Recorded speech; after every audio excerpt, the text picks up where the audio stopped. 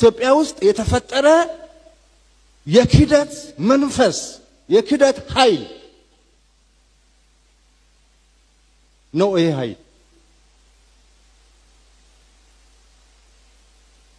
ኃይል እስካልተነቀለ ድረስ ኢትዮጵያ ሰላም አታገኝ። እማ የአገር ስትወረር ማየት አልችልም። አገር ስትኖር ነው እናት የምትኖረው ብሎ ስለኝ መርቄ ነው ልጄ ለአገር ሆ ብሎ ሲወጡ ከኝቻቸው ተመለሰ። ሆ ብሎ ሲወጡ ፎቶ ተነስቶ ራሱ አለ ለምስክርነት አገር ናትና እኔም ታግያቃለሁ። እኔም ከትግል ጋር ኖሬያለሁ። ዛሬ ላይ ግን ሞትን እንኳን ለመስማት ደውዬ ልጄን ስልክ ላይ ስደውል ፋኖ ነው አንስቶ ልጅሽ ተሰውቷል፣ ልጅሽን ገለነዋል፣ ሊዋጋን ሲመጣ ብሎ ጎንደር አጅሬ ተራራ ላይ ነው ያለው የተሰዋ ብሎ ያለ ፋኖ ከመከላከያ ሳልሰማ የልጄ ሞት ከፋኖ ነው የሰማሁት። እናት ነኝና አልቅሼ መጥቼ መዘጋጀት ስጠይቅ የምናውቀው ነገር የለም። ሄጃለሁ፣ ያልሄድኩበት ቦታ የለም። ልጅን ፍለጋ ልጅ ነውና ማለት ነው። ሲመጣልኝ ግን እዚህ ስመጣ አልመጣም፣ ስጠይቅ አልመጣም ሲባል ተንከራተትን።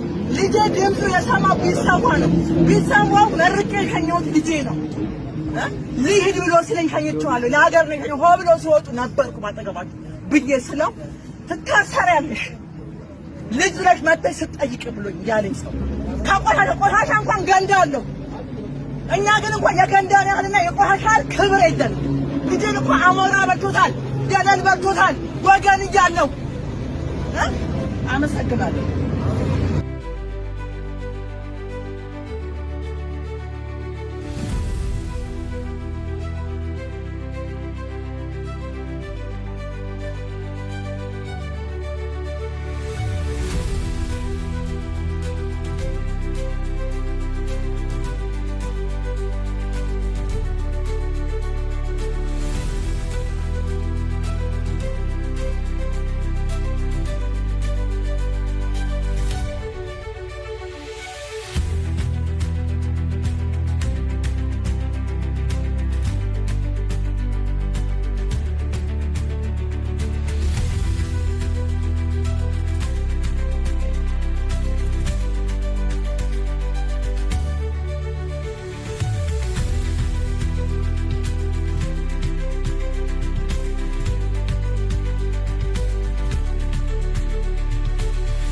አያለ ሞናስ በኋላ አን ይገለበኝ ፈል ያማራ ባንዳኔ ማን ይገለበኝ ነው ባንዳኔ ፋን ይገለበኝ ነው ተማርኬ ነው ማን ይገለበኝ ነው በቃ የፋን አያለ ሞናስ በኋላ ፈል የፋን አያለ ፈል ፈል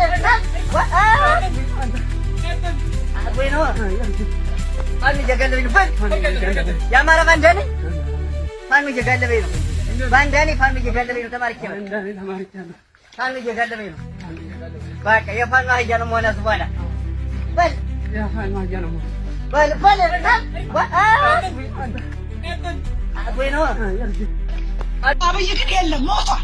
በቃ የለም እሱ ይፍረድባት። ላቀቅ ብዬ ቤት ሰርቼ ይኸው ተበድሬ ብድርና ቁጠባ ተበድሬ ብድሬን ሳልከፍል ይኸው በል ቡካ ወጣሁ፣ ግብር ከፈልኩ፣ ካርታ ወጣሁ፣ ግን መንግስት የለም። ቤቴ ፈርሷል። እግዚአብሔር ይፍረድ። እግዚአብሔር ፍርዱ ከእግዚአብሔር ነው የምጠብቀው። ሰው የለም፣ መንግስት የለም። በቃ መሄጃ አጣን። ወዴት እንሂድ? ልጆቻችን ተሳቀቁ፣ ተቃጠሉ። ወዴት እንሂድ? ልጆቻችን ወዴት እናርጋቸው? እንዋጣቸው? ወዴት እናርጋቸው? በቃ እግዚአብሔር ይፍረድ። ፍርዱን ለፈጣሪ ይፍረድ።